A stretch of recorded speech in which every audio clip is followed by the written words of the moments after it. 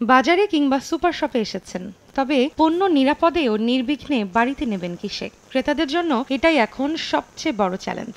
বিকল্প শুধু হলে হবে না, যেটা অ্যাভেলেবেল, যে আমি ইচ্ছা করলে পাচ্ছি। এখন হঠাৎ করে আমার তো, যেমন আমার আজকে মনে নেই যে আমি বাসা থেকে ব্যাগ নিয়ে এসে তারপর আমাকে এটাতে ঢুকতে হবে। পর্যাপ্ত সরবরাহ হওয়া উচিত।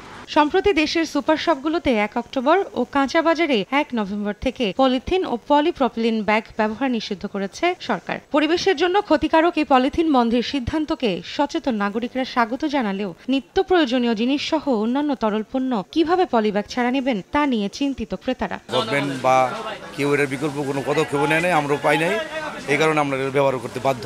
আধুনিক গবেষণা করতে হবে, শুধুমাত্র পলিথিনকে নিষিদ্ধ করলেই হবে না। ঠিক করবো না ভাই, করে তো আমাদের আয়গুলো বন্ধ করে দিবে। গোশ মাছ ওনার বাসায় কিভাবে রাখবে ফ্রিজে, আর আমরা যারা ছোটখাটো ব্যবসায়ী তারা কিভাবে দিব? গবেষণা বলছে শুধুমাত্র ঢাকায় প্রতিদিন গড়ে পলিব্যাগ ব্যবহার করা হয় প্রায় ১,৪০,০০,০০০, আর প্রতিদিন পলিব্যাগ জমা হয় প্রায় ২ কোটি।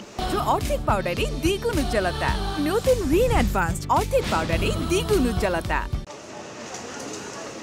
পলিথিনের বিকল্প হিসেবে ক্রেতাদের জন্য বিনামূল্যে কাগজের ব্যাগ, স্বল্প মূল্যে পাট এবং কাপড়ের ব্যাগ রেখেছে সুপার শপগুলো। তবে বিকল্প সরবরাহ নিশ্চিত না করে পলিথিন নিষিদ্ধ করায় কেউ কেউ বিরূপ প্রতিক্রিয়াও ব্যক্ত করেন বলে জানান সুপার শপে দায়িত্বরতরা।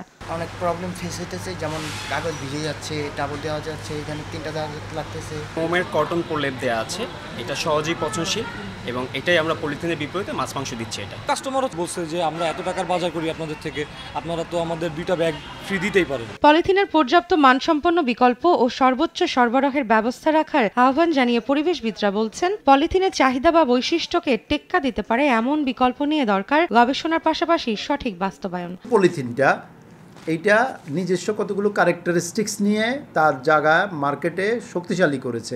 সে সহজে উৎপাদিত হয়, তাকে সুলভে পাওয়া যায়, অর্থাৎ অল্প টাকায় উৎপাদন করা যায় এবং তার বাজারে সে বিনামূল্যে বিতরিত হয় এবং তাকে সহজে পরিবহন করা যায়। এই যে 4টা টার্গেট জিনিসকে মাথায় রেখে যদি আমরা একটি পণ্য ইনভেনশন, পণ্যের উৎপাদনের কথা চিন্তা করি, তাহলে আমরা সমাধান পাবো।